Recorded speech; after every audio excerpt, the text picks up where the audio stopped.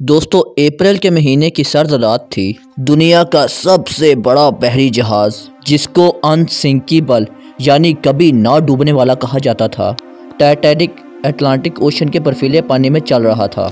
ये टाइटैनिक का पहला सफ़र था। 800 फीट से भी लंबे और 45,000 टन वजनी टाइटैनिक में आधी रात को हज़ारों मुसाफिर सुकून से सो रहे थे। ये मुसाफिर बरतानवी शहर साउथहैम्पटन से अमेरिकी शहर न्यूयॉर्क की तरफ सफ़र कर रहे थे। अचानक टाइटैनिक एक आइसबर्ग से जाकर टकरा गया और टाइटैनिक जैसे अजीमुल शान बहरी जहाज़ में देखते ही देखते पानी भरने लगा। टाइटैनिक हज़ारों मुसाफिरों के साथ डूबना शुरू हो गया। अफसोसनाक तौर पर टाइटैनिक में लाइफ बोट्स यानी इमरजेंसी में इस्तेमाल की जाने वाली कश्तियों की कमी थी और इसीलिए ज़्यादातर मुसाफिरों की जान नहीं बचाई जा सकी। ये कहानी आप सब ने पहले भी सुनी है और आप सोच रहे होंगे कि इस कहानी में कौन सी नई बात है, लेकिन आप ये सुनकर हैरान रह जाएंगे कि ये कहानी जो मैंने आपको अभी सुनाई है, ये टाइटैनिक की कहानी नहीं है। ये कहानी दरअसल 1898 में लिखी जाने वाली एक किताब की कहानी है। हैरत अंगेज तौर पर इस किताब का टाइटल था the rack of the Titan, यानी टाइटन नामी बहरी जहाज का मलबा। The rack of the Titan नामी ये किताब 1898 में यानी टाइटैनिक के डूबने से 14 साल पहले मॉर्गन रॉबर्टसन नामी एक राइटर ने लिखी थी। उस वक्त तो टाइटैनिक का कॉन्सेप्ट ही मौजूद नहीं था। टाइटैनिक की तामीर 1909 में शुरू हुई थी। इसका मतलब यह है कि 1898 में किसी ने टाइटैनिक का सोचा तक नहीं था। इस किताब में एक कहानी लिखी गई जिसमें दुनिया के सबसे बड़े बहरी जहाज का जिक्र किया गया। हैरत अंगेज तौर पर किताब में इस बहरी जहाज का नाम टाइटन बताया गया, जो कि टाइटैनिक के नाम से बिल्कुल मिलता जुलता है। दूसरी अजीबोगरीब बात यह है कि किताब में बताया गया है कि टाइटन कभी डूब नहीं सकता, यानी ये अनसिंकेबल है। हम सब जानते हैं कि टाइटैनिक के बारे में इसको बनाने वाली कंपनी और कैप्टन ने यही दावा किया था कि ये डूब नहीं सकता, यानी ये अनसिंकेबल है। किताब में भी टाइटन को दुनिया का सबसे बड़ा बहरी जहाज बताया गया और टाइटैनिक भी दुनिया का सबसे बड़ा बहरी जहाज था। अब आप सोच रहे होंगे कि इतने सारे इत्तेफाक कैसे हो सकते हैं, लेकिन आगे की कहानी सुनकर आप और ज़्यादा हैरत में डूब जाएंगे। किताब में टाइटन नामी बहरी जहाज की लंबाई और स्पीड भी तकरीबन उतनी ही बताई गई है जितनी असल में टाइटैनिक की थी।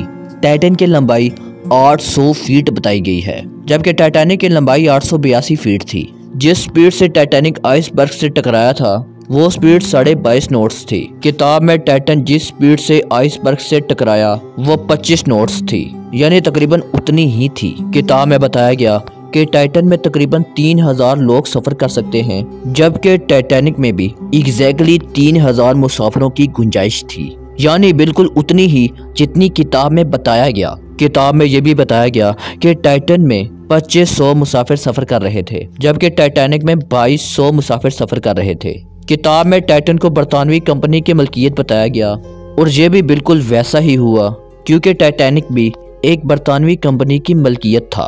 हैरत अंगेज तौर पर इस किताब में टाइटन नामी बहरी जहाज के साथ भी वही कुछ बताया गया जो असल में 14 साल के बाद टाइटैनिक के साथ हुआ था, यानी टाइटन भी एक आइसबर्ग से जाकर टकरा जाता है और हम सब जानते हैं कि टाइटैनिक भी एक आइसबर्ग से जाकर टकराया था। यही नहीं बल्कि किताब में टाइटन जिस हिस्से से आइसबर्ग से जाकर टकराया था, हकीकत में टाइटैनिक भी एग्जैक्टली उसी हिस्से से जाकर आइसबर्ग से टकराया था। बहरी जहाज के इस हिस्से को स्टारबोर्ड बो बोलते हैं। टाइटन किताब में आधी रात को डूबता है और टाइटैनिक भी 14 साल के बाद आधी रात को ही डूबा था। दोस्तों, यही नहीं बल्कि टाइटन में लाइफ बोट्स यानी जान बचाने वाली कश्तियों की कमी होती है और टाइटैनिक में भी बिल्कुल वैसा ही हुआ था। लाइफ बोट्स की कमी की वजह से ज्यादातर मुसाफिरों की जान नहीं बचाई जा सकी। किताब में टाइटन नॉर्थ अटलांटिक ओशन में डूबा था और हैरत अंगेज तौर पर टाइटैनिक भी नॉर्थ अटलांटिक ओशन में ही डूबा था। यहाँ तक कि किताब में टाइटन को न्यूफाउंडलैंड नामी एक जजीरे से 400 नॉटिकल माइल्स की दूरी पर डूबता बताया गया है और हकीकत में भी टाइटैनिक न्यूफाउंडलैंड नामी एक जजीरे से 400 नॉटिकल माइल्स दूर ही डूबा था। टाइटैनिक में 24 लाइफ बोट्स बताई गईं और टाइटन में 20 लाइफ बोट्स थीं। दोस्तों, इस पुरस्कार नॉवल में यह सब कुछ लिखे जाना एक इत्तेफाक था या बात कुछ और थी। जब टाइटैनिक डूबा तो लोगों की नज़र इस किताब पर पड़ी। इतनी ज़्यादा सिमिलरिटीज़ होने की वजह से दुनिया हैरान रह गई थी। यहाँ तक कि किताब के राइटर मॉर्गन रॉबर्टसन को एक साइकिक करार दे दिया गया। वैसे मॉर्गन रॉबर्टसन को बहरी जहाज़ों के मुतालिक काफ़ी इल्म था। ये खुद एक बहरी जहाज़ के कैप्टन का बेटा था और बचपन में बहरे जहाज़ में काम भी कर चुका था। लेकिन इतने ज़्यादा इत्तेफाक इंतहाई हैरत अंगेज़ बात है। लेकिन सिर्फ टाइटैनिक के मुतालिक ही ऐसी पुरअसरार किताब सामने नहीं आई। एक और इंतहाई हैरत अंगेज़ नावल एडगर एलन पो नामी एक आदमी ने लिखा था। इस नावल का नाम था the narrative of Arthur Gordon Pym of 9 tickets. यह नावल 1938 में पब्लिश हुआ था। इस नावल की कहानी ये थी कि एक बहरी जहाज़ समंदर में गुम हो जाता है और बहरी जहाज़ में मौजूद लोग भूख से मरने के करीब हो जाते हैं। इसीलिए इस बहरी जहाज़ के 4 सेलर्स बहरी जहाज़ में काम करने वाले एक लड़के रिचर्ड पार्कर को खाने का फैसला करते हैं। अजीब बात यह है कि 1884 में यानी इस नावल के पब्लिश होने के 46 साल के बाद बिल्कुल ऐसा ही हुआ था। 4 सेलर्स अपने एक छोटे से बहरी जहाज़ में समंदर में रास्ता भूल गए थे और इन सेलर्स ने अपने 17 साल केबन बॉय को खाने का फैसला किया था। सबसे हैरत अंगेज़ बात यह थी कि इस लड़के का नाम भी रिचर्ड पार्कर था, जो 46 साल पहले उस नावल में लिखा गया था। ये कहानी काफ़ी मशहूर हुई थी। आज लोग इस नावल के राइटर एडगर एलन पो को एक टाइम ट्रैवलर के नाम से बुलाते हैं। दोस्तों, इस बारे में आपका क्या ख्याल है? कमेंट्स करके ज़रूर बताएं।